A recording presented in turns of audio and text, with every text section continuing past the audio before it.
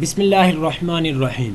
Calculus and analytical geometry math 101 lecture number 16। असल में अब हम पिछले लेक्चर से हमने स्टार्ट कर दिया था कि डेरिवेटिव। अब हमने देखना है कि अब जो हमने डेरिवेटिव लेते हैं कि उसके हम डिफरेंट टेक्निक्स हम फाइंड देखेंगे कि हम कैसे डेरिवेटिव लेते हैं। फॉर एग्जांपल हम देखेंगे कि हम सबसे पहले कि हम देखेंगे जो डेरिवेटिव डायरेक्टली लेंगे डेफिनेशन से वो कैसे लेना है। वैसे हमने पीछे भी जो हमने लेक्चर किया उसमें हमने देखा डेफिनेशन से आप डेरिवेटिव कैसे ले सकते हैं। ठीक है, उसके बाद हम कुछ शायद थ्योरम हम डिस्कस करेंगे। उसके बाद हम देखेंगे कांस्टेंट का डेरिवेटिव कैसे लेंगे, मतलब जो नंबर्स आपको सिर्फ गिवन होंगे +3 +4 1 -2, मतलब इनका आप डेरिवेटिव कैसे लेंगे। उसके बाद डेरिवेटिव पावर फंक्शंस, मतलब आपके वेरिएबल की कुछ पावर होगी, आप उसका डेरिवेटिव कैसे लेंगे। अब उसके बाद derivative of constant multiple of a function, मतलब आपका कांस्टेंट मल्टीप्लाई हो रहे होंगे, मतलब उनका डेरिवेटिव हम कैसे लेंगे। सो ये हम आहिस्ता आहिस्ता जैसे जैसे हम आगे जाते रहेंगे हम आपको बताता रहूंगा। आपने कुछ चीजें याद रखनी है।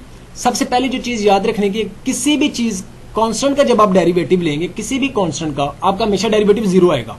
ठीक है, अब फॉर एग्जांपल आप ये देखें, मैं x का डेरिवेटिव ले रहा हूँ, x के साथ with respect to x derivative ले रहा हूँ, लेकिन मैं डेरिवेटिव किसका ले रहा हूँ, अगर मेरे पास f of x is equal to c, मतलब कांस्टेंट गिवन है फॉर ऑल x, मतलब मैं कोई भी कांस्टेंट x की जगह कांस्टेंट की वैल्यू पुट करूं, मेरे पास आंसर फॉर एग्जांपल c आ रहा है। c क्या मेरे पास कांस्टेंट है। जब मैं इसका f प्राइम ऑफ x मतलब डेरिवेटिव लूंगा, मतलब फंक्शन का जब मैं डेरिवेटिव लूंगा तो मेरे पास आंसर हमेशा 0 ही आएगा। ठीक है, सो सबसे पहले आपने जो चीज क्या आपका फंक्शन, आपका जो आंसर है कांस्टेंट का, वो आपका हमेशा, और जो जब आप कांस्टेंट का डेरिवेटिव लेंगे हमेशा आपके पास 0 ही आएगा। अब इसका कोई प्रूफ है, फॉर एग्जांपल ये आपको मेन इक्वेशन आपको गिवन थी, अब आपने f of x is equal to c आपको इसने ऊपर बता दिया। ठीक है, अब आपकी लिमिट h अप्रोच कहां करिए, 0 f of x plus h is equal to c। ठीक है, मतलब अब यहाँ पे अब सिर्फ कांस्टेंट की बात हो रही है। सो कांस्टेंट में कुछ भी ऐड होगा वो कांस्टेंट ही बनेगा। सो हम देखते हैं, अब इसमें पुट करें x की जगह मेरे पास c था। ठीक है, तो मैं f of x plus h की जगह, सॉरी मेरे पास c आ गया, c minus f of x भी मेरे पास c एक कांस्टेंट होगा, c minus c 0 divided by h। मतलब अब यहाँ से पता लग रहा है कि जैसे मैं बाय डेफिनेशन मैं इसका प्रूफ किया कि मैं जब डेफिनेशन के थ्रू इसका डेरिवेटिव लेता हूँ कांस्टेंट का, मेरे पास आंसर हमेशा 0 ही आता है। इसकी एग्जांपल ये कि आपको फॉर एग्जांपल अगर आपको f of x is equal to 5 given हो, आप कह सकते हैं d बाय dx।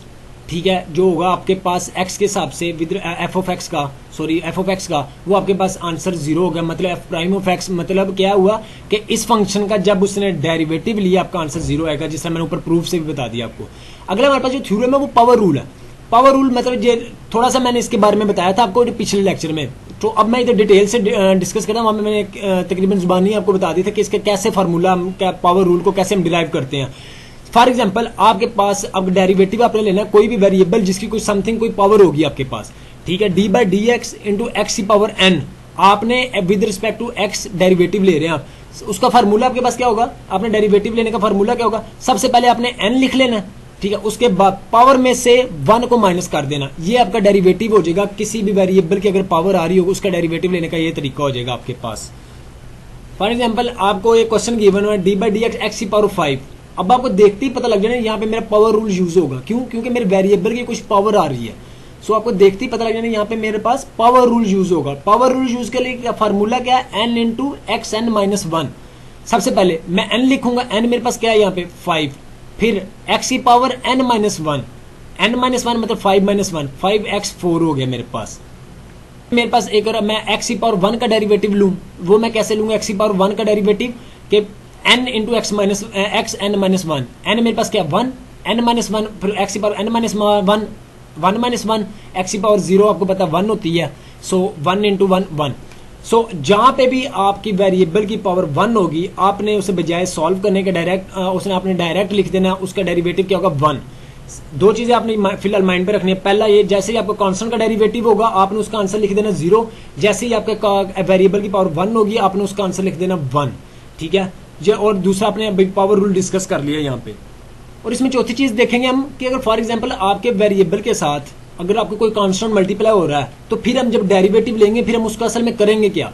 हालांकि हम ऊपर पढ़ के आए हैं कि डेरिवेटिव जो कांस्टेंट का होगा वो 0 होगा।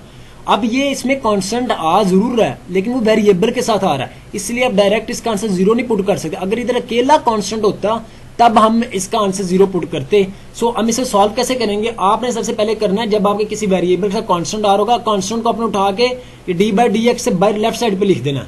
ठीक है, पीछे आपका सिर्फ एक वेरिएबल उसकी पावर बचे। ठीक है, आप कैसे, फॉर एग्जांपल ये देखिए, इन्होंने जैसे 3 को इन्होंने लेफ्ट साइड पे बाहर लिख दिया, x की पावर 8 ही अंदर बचा। 3 अब आपका एज इट इज चलता रहेगा, एंड पे जाके 3 क्या होगा, मल्टीप्लाई हो जाएगा जस्ट, वो हम देखेंगे कैसे होता है। ठीक है, अब मैं इसे पावर रूल से सॉल्व करूंगा, n into x n minus one, n मेरे पास 8, एक्स एन माइनस वन करूंगा, x की पावर 7 आ जाएगी, 8x की पावर 7। अब मैं क्या करूंगा, 8 मल्टीप्लाई बाय 3 24, 24 x की पावर 4 आ गया। मतलब जो मेरा कांस्टेंट अंडर मल्टीप्लाई हो रहा था, मैंने उसका डेरिवेटिव नहीं लिया। डेरिवेटिव में तब कांस्टेंट का 0 लिखूंगा जब सिर्फ और सिर्फ अंदर कांस्टेंट होगा। अभी साथ वेरिएबल था, इसलिए मैंने यहाँ पे इसका डेरिवेटिव नहीं लिया, सो मैंने कांस्टेंट को बाहर लिख दिया। सेम अगर आपके पास 2 फंक्शन आपके पास ऐड हो रहे हो तो आप उसका डेरिवेटिव कैसे लेंगे, बिल्कुल ये भी इजी है कि आपके पास 2 फंक्शन आपके पास 2 ऐड हो रहे हैं। ठीक है, D by D X X की power 4 plus D by D X X की पावर 3, मतलब D by D X separate separate दोनों पे अप्लाई आप कर देंगे। अब यहाँ पे जब आपने दोनों जब ऐड हो रहे हैं फंक्शन, अब आपने इनका डेरिवेटिव कैसे, इनका सेपरेट सेपरेट डेरिवेटिव ले लेना। अब सेपरेट डेरिवेटिव आपने एक्स की पावर 4 आपको देखते ही पता लग जाना, यहाँ पे हमारे पास पावर रूल जो है वो हम अप्लाई करेंगे। पावर रूल अप्लाई करने का सेम वही फार्मूला, n इंटू एक्स की पावर n माइनस वन। सो मैं उसके हिसाब से n मेरे पास क्या 4, x की पावर n माइनस वन करूंगा, सो मेरे पास बनेगा x की पावर 4 माइनस वन, तो मेरे पास बनेगा 4x cube plus same this, इसको भी x की 3 को भी पावर रूल से मैंने किया 3x square plus 3x square बनेगा। सो मेरे पास फाइनल जो इसका आंसर बनेगा 4x cube plus 3x square. मतलब अब हमने ये चीज भी देख लिया कि हमारे पास 2 फंक्शन ऐड हो रहे हो तो हम उनका भी डेरिवेटिव ले सकते हैं, और अगर उनका डेरिवेटिव लेना है तो हम कैसे ले सकते हैं। अब अगर हम तीसरी, अब इसके अलावा हम एक और चीज देखें कि हम अगर 2 आपस में हमारे पास फंक्शन जो उनसे हम मल्टीप्लाई हो रहे हो तब हम इनका डेरिवेटिव कैसे लेंगे। सो आपने इसको चेक करने के लिए, फॉर एग्जांपल आपके पास 2 फंक्शन थे f of x dot into g of x. अब आपने देखा कि इन दोनों को मल्टीप्लाई जब आपने करना है तो कैसे करेंगे, उनका डेरिवेटिव कैसे लेंगे जब 2 फंक्शन मल्टीप्लाई हो रहे होंगे। इन जनरल अगर मैं आपको समझाऊं, मैं आपके पास 2 फंक्शन है f of x g of x, अब आप इनका डेरिवेटिव कैसे लेंगे। सबसे पहले पहला एज इट इज, दूसरे का आपने डेरिवेटिव ले लेना। देखिए पहला एफ ऑफ एक्स था ना, मैंने उसे एज इट इज लिख दिया, दूसरा जी ऑफ एक्स था, मैंने उसका डेरिवेटिव ले लिया, प्लस फिर अगली बार मैं क्या करूंगा, दूसरा एज इट इज, क्योंकि मैंने पहले इसका डेरिवेटिव ले चुका हूं, अब मैं दूसरे को एज इट इज ही लिखूंगा। अब मैं पहले का डेरिवेटिव लूंगा, क्योंकि मैंने पहला यहाँ पे डेरिवेटिव नहीं लिया था, इसलिए मैं पहले का डेरिवेटिव लूंगा। फॉर एग्जाम्पल मेरे पास ये एग्जाम्पल है D by D x 4x square into 3x। सो अब मैं कैसे करूं, अब ये देखिए मेरे पास 2 वेरिएबल आपस में मल्टीप्लाई हो रहे हैं, अब मैं कैसे लूंगा, अब मेरे इधर प्रोडक्ट रूल लगेगा। सेम दोबारा आपको मैं चीज रिमाइंड करवा दूं, इसमें दोबारा कांस्टेंट आ जरूर रहे हैं, लेकिन हम इसका कांस्टेंट का डेरिवेटिव 0 नहीं लिखेंगे क्योंकि ये वेरिएबल के साथ है। सो हम इन कांस्टेंट को बाहर निकाल देंगे जब हम अगर मैं इस वैल्यू को जब डेरिवेटिव लूंगा तो इसके वाला कांस्टेंट बाहर निकाल दूंगा, जब मैं इसका डेरिवेटिव लूंगा इसके वाला कांस्टेंट बाहर निकाल दूंगा। कैसे करेंगे वो हम देखते हैं। और ये दोनों मल्टीप्लाई हो रहे हैं, हमें पता है, इनका प्रोडक्ट रूल हमारे पास यहाँ पे लगेगा। सो सबसे पहला मैंने एज इट इज ऐसे ही फंक्शन लिख दिया, ठीक है, और दूसरे का मैंने डेरिवेटिव लिख दिया D by D x into 3x। अभी मैंने डेरिवेटिव लिया नहीं, लेकिन मैंने लिख दिया कि इसका मैंने डेरिवेटिव लेना, फिर आगे दरमियान में प्लस साइन यूज होगा, फिर दूसरा एज इट इज, और मैं पहले का डेरिवेटिव ले लूंगा। अब मैं कैसे सॉल्व करूंगा, 4x square as it is आ जाएगा। अब मैं इसका डेरिवेटिव लूंगा, अब x की पावर 1 है, मैंने पहले बताया था किसी भी वेरिएबल की पावर 1 होगी तो उसका डेरिवेटिव हमेशा 1 आएगा। ठीक है, आप चेक भी कर सकते हैं n into x n minus 1 के थ्रू के कैसे आपका 1 ही आया, मैं ऊपर वैसे बता भी चुका हूँ आपको। सो 3 इंटू 1 आपका 3 आ गया। अब आगे 3x एज इट इज आ गया, 4x का पावर रूल के हिसाब से डेरिवेटिव देखेंगे तो हमारे पास क्या बनेगा, 4 पहले ही था बाहर, ठीक है। अब पावर रूल क्या था, n into x n minus 1, मतलब 2 आ जाएगा n की जगह, फिर x की पावर n माइनस 1, x की पावर 2 माइनस 1, एक 2 जो 2 आया वो मेरे पास n का 2 और बाहर 4 लिखा था, उसे मैं मल्टीप्लाई जब करूंगा मेरे पास आंसर 8 आएगा। सो मेरे पास आंसर बना 8x, x की पावर जब मैंने n माइनस 1 किया 2 माइनस 1 आपके पास 8x आ गया। सो फाइनल इक्वेशन मेरे पास ये बन गई। अब फिर मैं देखूँ डेरिवेटिव ऑफ क्वोशंट क्या, मतलब जब 2 चीजें आपके पास जो सी हो रही हो, मतलब डिवाइड हो रही हो 2 फंक्शंस, तो आप उनका कैसे डेरिवेटिव लेंगे। सेम अगर इन जनरल मैं आपको समझाना चाहूँ वो ये है कि मेरे पास ये 2 फंक्शंस थे जो आपस में डिवाइड हो रहे थे। अब मैं इनका कैसे डेरिवेटिव लूंगा, सबसे पहले तो मैं करूंगा कि मेरे पास जो सा जो नीचे वाले का मैं डिवाइड जब उसे करूँ उसका मैं होल का स्क्वायर ले लूंगा। यहाँ पे सबसे पहला काम मैंने ये कर दिया, जो नीचे आ रहा था उसका मैंने नीचे ही होल स्क्वायर ले लिया। उसके बाद अगला काम मैंने क्या करना है, नीचे वाले को जो नीचे था जी ऑफ एक्स, इसे मैंने एज इट इज लिख दिया, दूसरे वाले का मैंने डेरिवेटिव ले लिया, फिर मैंने दरमियान में इसके बाद माइनस लगाया। प्रोडक्ट रूल की बार मैं दरमियान में प्लस लगाता था, क्वोशंट रूल की बार जब मैं लगाऊंगा तो मैं माइनस लगाऊंगा। अब मैं सेम पहला एज इट इज लिख दूंगा, और दूसरे का मैं डेरिवेटिव ले लूंगा, फिर मैं इसे सॉल्व कर लूंगा। फॉर एग्जाम्पल मेरे पास ये एक एग्जाम्पल थी, मैं अब देखिए मेरे पास दो चीज़ें डिवाइड हो रही हैं, दो वेरिएबल। मैं इनका कैसे करूंगा, सबसे पहले मैं नीचे वाले का होल स्क्वायर ले लूंगा। मैं नीचे वाले का होल स्क्वायर ले लिया, 5x² इंटू एक्स का होल स्क्वायर आ गया। फिर अब मैं नीचे वाला एज इट इज़ लिख दिया मैंने, ऊपर वाले का मैंने डेरिवेटिव ले लिया, फिर माइनस दरमियान में साइन आ गया। पहले जिसका पहले मैंने डेरिवेटिव लिया था उसे मैंने एज इट इज़ लिख दिया, और फिर जिसका मैंने पहले डेरिवेटिव नहीं लिया था उसका मैंने अब डेरिवेटिव ले लिया। सो मैंने इसे सॉल्व करूंगा, मेरे पास ये इक्वेशन बन जाएगी। सो अब हम इसकी एक्सरसाइज की तरफ आते हैं, सोल्यूशन की तरफ। तो हम देखते हैं लेक्चर नंबर 16 के सोल्यूशन हमारे पास। सबसे पहला क्वेश्चन नंबर 1 आपका, उसने कहा डिफरेंशिएट, मतलब हमने डिफरेंशिएट करना है। g of t is equal to t square plus 4 आपको गिवन है। इसमें हम बात कर रहे हैं टेक्निक्स ऑफ डिफरेंशिएशन की। सो अब हम इसे थ्रू डेरिवेटिव ही हम इसे सॉल्व करेंगे, ठीक है, थ्रू डेरिवेटिव। अब सबसे पहले देखें, आपको देख के आपको सबसे पहले आपने चेक करना है कि कौन सा इस पे रूल अप्लाई होगा। मैं जैसे इसे देखते मुझे पता लग गया दो वेरिएबल, दो फंक्शन आपस में डिवाइड हो रहे हैं, वेरिएबल सॉरी, तो यहाँ पे हमें मुझे पता लगता है क्वोशंट रूल लगेगा। क्वोशंट रूल क्या था वो मैंने जिस तरह अभी आपको पीछे बताया, वो हम देखते हैं हम इसे कैसे प्रैक्टिकली यहाँ पे इम्प्लीमेंट कैसे करेंगे। सबसे पहले, क्योंकि सबसे पहले अपने क्वेश्चन को देख के आपने अंदाजा लगाना है यहाँ पे रूल कौन सा अप्लाई होना है। अब ये डिवाइड हो रहे हैं तो इसका मतलब क्वोशंट रूल होगा, अगर मल्टीप्लाई हो रहे तो प्रोडक्ट रूल होना था हमारे पास। सो क्वोशंट रूल जिस तरह मैंने आपको पीछे से इसका थ्योरम से डिराइव करके दिखाया, हम देखते हैं अब हम इसे कैसे, हम इसे क्वेश्चन के अंदर हम इसे कैसे इंप्लीमेंट करते हैं। आपके पास फंक्शन गिवन था g of t is equal to t square plus 4 divided by 2। अब मैं जब इसका डेरिवेटिव लेता हूँ g prime of t is equal to, सबसे पहले मैं क्या करूंगा, जो नीचे मेरे पास डिवाइड हो रहा था बाय डेफिनेशन देखिएगा क्वेश्चन रूल की जो मैंने अभी समझाया, जो नीचे वाली हमारे पास वैल्यू थी उसको मैंने नीचे का होल स्क्वायर ले लिया, जिससे 2t का होल स्क्वायर आ गया। अब मैं करूंगा जो नीचे मेरी वैल्यू थी उसे मैंने एज इट इज लिख दिया, जो ऊपर वाली वैल्यू थी मैंने उसका डेरिवेटिव ले लिया। दरमियान में अब क्या मेरे पास आएगा, नेगेटिव साइन आएगा। ये चीज याद रखिएगा, प्रोडक्ट रूल में दरमियान में प्लस साइन आ रहा था, यहाँ पे क्वोशंट रूल में दरमियान में नेगेटिव साइन आ रहा है। सेम फिर आगे, अब मैंने जो पहले डेरिवेटिव लिया था जिसका, अब मैं उसका डेरिवेटिव नहीं लूंगा, मतलब अब मैं पहले वाले को एज इट इज लिख दूंगा। अब मैं दूसरे वाले का जो नीचे था मेरे पास गिवन उसका मैं डेरिवेटिव ले लूंगा। अब मैं इसका डेरिवेटिव लेता हूँ, अब ये 2t था, 2t मैंने एज इट इज कर दिया। अब ये देखिए दो चीजें आपस में प्लस हो रही है ना, सो अब मैं डेरिवेटिव दोनों पे अलग-अलग इंप्लीमेंट करूंगा। पहले डेरिवेटिव मैं टी स्क्वायर पे इंप्लीमेंट करूंगा, फिर डेरिवेटिव मैं 4 पे इंप्लीमेंट करूंगा, क्योंकि मैंने पीछे जब हम प्लस वाला रूल हम पढ़ के आए थे, प्लस या जब माइनस हो रहे हो तो हम क्या बात करके आए थे कि हमने डेरिवेटिव लहदा हर किसी पे ले लेना। जब मैं डेरिवेटिव टी स्क्वायर पे लूंगा by power rule n into x n minus 1, n मेरे पास क्या है 2, वो n इस तरह इधर आ गया। अब x सॉरी इधर t यूज हो रहा था, सो t n minus 1, t n minus 1, 2 minus 1, सो t की पावर 1 इधर आएगा 2t। ये तो हो गया इसका डेरिवेटिव। अब मैंने डेरिवेटिव जब मैंने 4 पे अप्लाई किया, कांस्टेंट का डेरिवेटिव क्या होता है मैंने पहले आपको बताया था, वो कांस्टेंट का डेरिवेटिव होता है 0। सो इसलिए इधर 0 था, यहाँ पे उसने लिखा नहीं है। अब एक चीज ये कि मैंने जरूर ये पीछे बात की थी कि जब आपका कांस्टेंट साथ आ रहा होगा, अगर तो अकेला कांस्टेंट होगा तब आपका डेरिवेटिव 0 होगा, लेकिन अगर आपका कांस्टेंट किसी वेरिएबल के साथ आ रहा होगा तब आपने 0 नहीं करना, उस कांस्टेंट को बाहर निकाल लेना था। लेकिन याद रखिए ये बात जो मैंने की थी कि जब मेरा कांस्टेंट अंदर किसी वेरिएबल के साथ आ रहा होगा उसे मैं बाहर तब निकालूंगा जब वो कांस्टेंट मेरे अंदर वेरिएबल से मल्टीप्लाई हो रहा होगा। अब ये कांस्टेंट मेरे अंदर वेरिएबल से मल्टीप्लाई नहीं हो रहा, ये कांस्टेंट मेरा इस वेरिएबल के दरमियान साथ ऐड हो रहा है। जब ऐड हो रहा तो इसका मतलब मैं दोनों पर लहदा डेरिवेटिव लूंगा, और मल्टीप्लाई हो रहा तो मैं इसे बाहर निकाल लेता।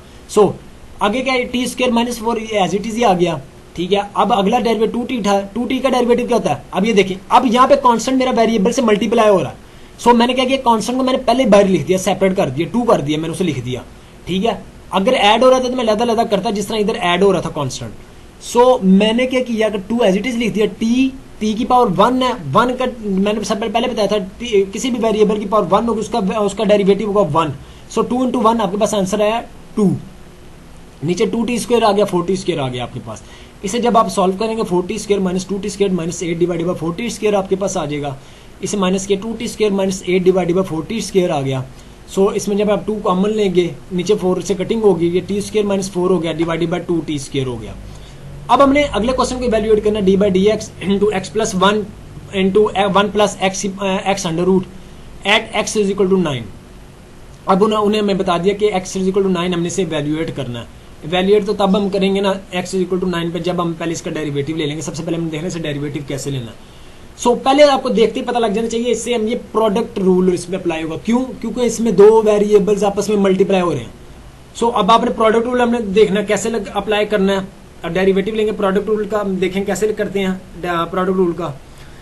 पहला as it is x plus one था आपके पास, पहला एज इट इज, दूसरे का डेरिवेटिव, फिर अब दरमियान में प्लस आएगा, दूसरा एज इट इज, पहले का डेरिवेटिव।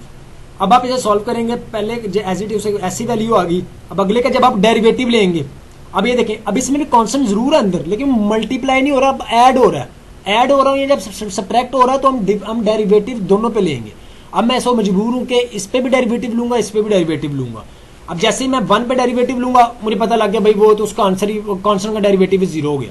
ठीक है, सो 0 प्लस, इधर नहीं लिखा हुआ, ठीक है, क्योंकि इधर 0 आया था उसका आंसर। 0 प्लस आगे आ गया एक्स की पावर 1/2, इसका डेरिवेटिव क्या होगा, पहले वो दोबारा n into x n minus 1 के तहत आप सॉल्व करेंगे इसे, n के आपके पास 1/2, सो 1/2 इधर आ गया। अब x की पावर n माइनस 1, x की पावर इधर 1/2 है, x की पावर 1/2 माइनस 1 करेंगे, आपकी पावर आंसर आएगा x की पावर माइनस 1/2। अब x की पावर माइनस 1/2 को जब आप नीचे लेके आएंगे वो बनेगा x की पावर 1/2। ठीक है, सो इसलिए इसे नीचे आ गया x अंडर रूट आ गया, प्लस पहला एज इट इज सेम। अब इधर दोबारा कांस्टेंट मल्टीप्लाई नहीं हो रहा है, ऐड हो रहा है।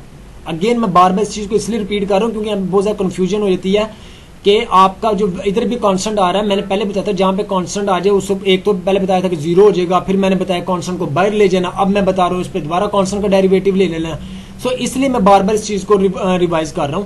कांस्टेंट जब मल्टीप्लाई हो रहा होगा तब मैंने बाहर ले जाना है, कांस्टेंट जब अकेला होगा तब उसका डेरिवेटिव 0 होगा, कांस्टेंट जब आपका वेरिएबल के साथ ऐड या सब्ट्रैक्ट हो रहा होगा तो मैं फिर क्या मजबूर होऊंगा कि मैं वेरिएबल का भी डेरिवेटिव लूं और कांस्टेंट का भी लूं। सो मैं देखता हूं, सबसे पहले मैं वेरिएबल का डेरिवेटिव लूंगा, एक्स की पावर 1 है, किसी भी चीज की वेरिएबल की पावर 1 हो तो उसका डेरिवेटिव 1 होता है। ठीक है, 1 प्लस, अब इस पे जब मैं डेरिवेटिव लूंगा 0, 1 प्लस 0 1 होता है, इसलिए उसने 1 लिख दिया। सो इसे जब मैं सॉल्व करूंगा मेरे पास ये फाइनल इक्वेशन बनेगी। उसे मैं बता दिया एट एक्स इक्वल टू 9 मैंने फाइंड करना है, जहां जहां पे मेरे पास एक्स की वैल्यू आ रही है वहां पर मैं 9 पुट करूंगा, मेरे पास आंसर आ जाएगा 17 divided by 3। So question number 3 है मेरे पास कि मैंने डिफरेंशिएट करना सेम एज इट इज जैसे मैं पीछे करके आया हूँ कि ये एच ऑफ एक्स आपको गिवन है। ठीक है, पहला पार्ट इसका, ये थ्री पार्ट्स इसके गिवन है। इसमें दोबारा से देखते हैं, हमें पता लग जाए प्रोडक्ट रूल लगना है सेम वैसे, पहला एज इट इज, दूसरे का डेरिवेटिव, दरमियान में प्लस, फिर दूसरा एज इट इज, पहले का डेरिवेटिव प्रोडक्ट रूल के थ्रू, फिर हमने इसे सॉल्व करना, आपके पास फाइनल ये इक्वेशन बनेगी। अगला क्या, अब देखें एक्स की पावर -3 5x - 4 + 3, दूसरा ये आपके पास फंक्शन है। अब ये भी असल में दोनों आपके क्या हो रहे हैं, मल्टीप्लाई हो रहे हैं, लेकिन इसे हम थोड़ा सा पहले सॉल्व कर लेते हैं, देखते हैं हम अगर इसे सॉल्व करते हैं कैसे क्या करेंगे सॉल्व। अब एक्स की पावर -3 है, मैं इससे अंदर मल्टीप्लाई करूंगा, मैं जब एक्स की पावर -4 से एक्स की पावर -3 मल्टीप्लाई होगा, 5x की पावर बेसिस सेम हो, पावर ऐड हो जाती हैं। ठीक है, एक्स की पावर -4 और -3 -7 हो गया, 5x की पावर -7, 3 इंटू ये एक्स की पावर -3 3x -3। अब मैं ये दोनों ऐड हो रहे हैं, अब इन पे लहदा मैं डेरिवेटिव पुट करूंगा। अब ये देखिए जब मैंने इन पे लहदा डेरिवेटिव की पुट किया, अब इस पे भी डेरिवेटिव, इस पे भी डेरिवेटिव। अब देखिए मैंने कांस्टेंट बाहर निकाल दिया, क्योंकि कांस्टेंट अब मेरे अंदर वेरिएबल से मल्टीप्लाई हो रहा है, इसलिए मैंने उसे बाहर निकाल दिया। मैं x -7 का मैं डेरिवेटिव ले लूंगा पावर रूल से, जो मैंने ऊपर आपको बताया था। सो सेम मैंने इसका भी डेरिवेटिव लूंगा, इसका भी कांस्टेंट मैंने बाहर निकाल लिया। अगला क्वेश्चन आपका f of x = x³ + 1 divided by x 4x² + 1। ठीक है, तो अब ये क्वेश्चन रूल मेरा लगेगा, नीचे वाले का मैंने स्क्वायर ले लिया। ठीक है, अब नीचे वाला एज इट इज और ऊपर वाले का डेरिवेटिव माइनस ऊपर वाला एज इट इज आ गया, दूसरे वाले का डेरिवेटिव ले लिया, आपका क्वेश्चन रूल आ गया। अब सेम इस तरह ही जिस तरह मैंने आपको बताया कि आपने क्या करना है, डेरिवेटिव ले लेना है। अगेन वही चीज़, इसमें कांस्टेंट ऐड हो रहा है। सो इसे मैं पहले भी कई दफ़ा रिवाइज कर चुका हूँ, सो मैं दोबारा आखिरी दफ़ा इसे रिवाइज करूँगा। लास्ट क्वेश्चन है, जब आपका कांस्टेंट किसी वेरिएबल के साथ मल्टीप्लाई हो रहा होगा तब तो आप डेरिवेटिव लेते हुए कांस्टेंट को बाहर निकाल लेंगे। ठीक है, लेकिन जब आपका कांस्टेंट किसी वेरिएबल के साथ ऐड या सब्ट्रैक्ट हो रहा होगा तब आप उसका डेरिवेटिव दोनों का सेपरेट लेंगे। और कांस्टेंट का डेरिवेटिव मैंने पहले बताया आपका पास आंसर 0 होता है। सो इसमें जब मैं लहदा डेरिवेटिव लूंगा, जैसे प्रीवियस सारे क्वेश्चन हम करके हैं, 3x² आ जाएगा। सो जब इसकी फाइनल इक्वेशन आपके पास बनेगी 4x4 + 3x² - 8x divided by 4x² + 1 का होल स्क्वायर।